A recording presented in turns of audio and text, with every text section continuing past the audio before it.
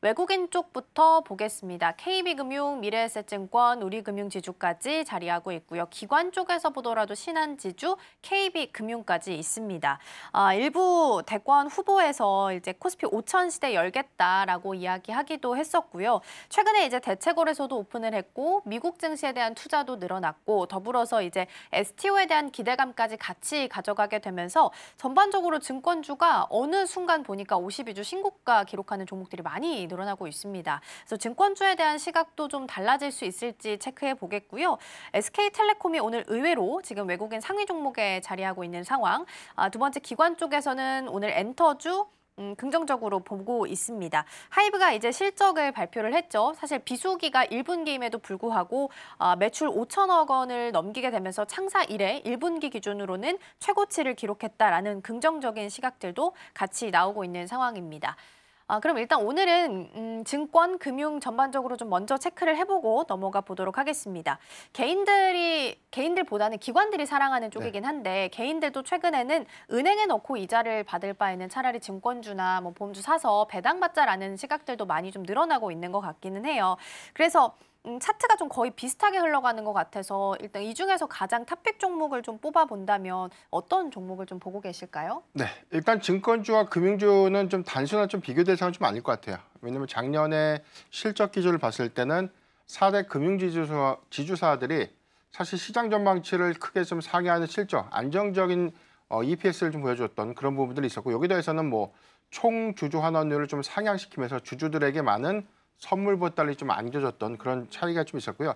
증권주의 경우에도 밸류업 정책 기대감들이 같이는 받았는데 일단 이익 개선 기조가 과거와는 좀 달랐습니다. 여기에 대해서 뭐 충당 부채에 관련된 설정률들이 정확하게는 뭐 크게 좀 해소되지 못했던 부분들이 작년 상반기까지는 실적이 좀 부담 요인으로 좀 작용됐고 최근에 증권주가 52주 신고가를 좀 경신하게 된 그런 부분들은 명확하게는 1분기 실적에 관련된 기대 요인들, 특히나 이익 개선 기대감들이 재차 좀 부각이 됐는데 여기 더해서 이 정책 기대감들이 좀 한 번 더 부각이 된 것이죠. 뭐 코스피 5천 시대에 관련된 부분들 상법 개정안을 재추진할 수 있다. 여기 더해서 철저한 어떤 밸류업 관련된 정책들이 과거의 어떤 정치 공백에 관련돼서 리스크 요인으로 좀 작용됐던 그런 조정의 빌미 사항들이 오히려 정책의 기대감을 오늘 최근 한 2거래일간은 좀 받아가는 모습이 이어지고 있지 않나라고 볼 수가 있겠고요.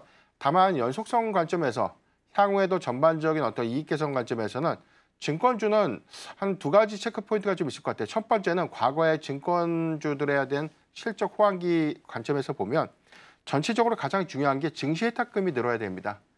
과거에 증시 예탁금이 가장 크게 늘었던 구간이 한 전반적으로 한 70조 원대. 그 현재 구간이 57조 5천억 원대이기 때문에 상당한 좀 갭은 어느 정도 좀 있고요.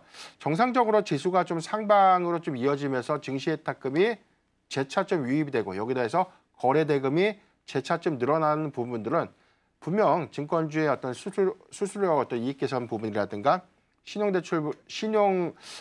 이 매매에 관련된 어떤 이 수수료 이런 부분이라는데 이자 수익 부분들이라는데 이점들이 좀 있기 때문에 거래 활성화 관점 여부가 더 중요하지 않을까. 지금 현재 구간에서는 정책에 관된 기대감을 가져가고는 있지만 실적이 조금 더 이 부분을 좀 따라주기 위해서는 지수가 점진적인 어떤 우상향 그리고 거래 대금에 대한 확인이 선제적으로 좀 더 필요하지 않을까라고 볼 수가 있겠고요.